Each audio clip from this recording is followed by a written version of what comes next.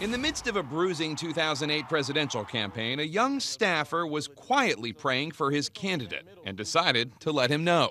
I was thinking, I wonder who's looking after his soul, his spirit. And so shot him an email, wasn't sure what kind of response I was going to get, if I was going to get fired or what would happen if I sent this note. And in a few minutes, he wrote back and said, this is exactly what I was looking for. That message was a short meditation on the 23rd Psalm. You know, the Lord is my shepherd, I shall not want. And that started a daily tradition for Joshua Dubois and Barack Obama. About 2,000 devotions later, the emails are part of how the president quietly practices his Christian faith. Dubois joined the administration as the Director of Faith and Neighborhood Partnerships, helping to shape policy and acting as a bridge between faith leaders and President Obama. President Obama is not somebody who wears his spirituality on his sleeve.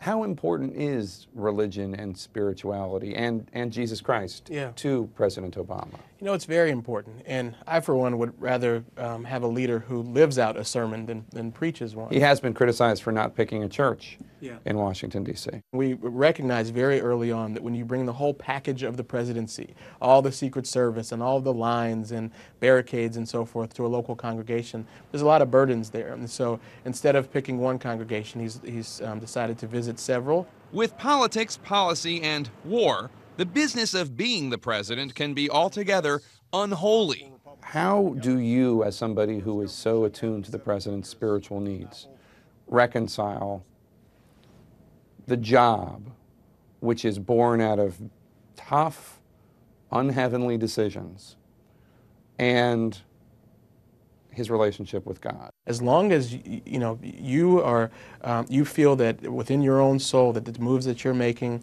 are right with God and right with yourself, then that's the best we can ask for. And so my job was to help push him towards that relationship with God where they could have their own conversation about what was right, and then he makes the best decisions that he can. His job approval ratings at their lowest point in some polls. The president's in a tough time now. During past periods of doubt and difficulty, Dubois has sent to the president a go-to devotional about bouncing back. He quotes 2 Corinthians. We are hard-pressed on every side, but not crushed, perplexed, but not in despair.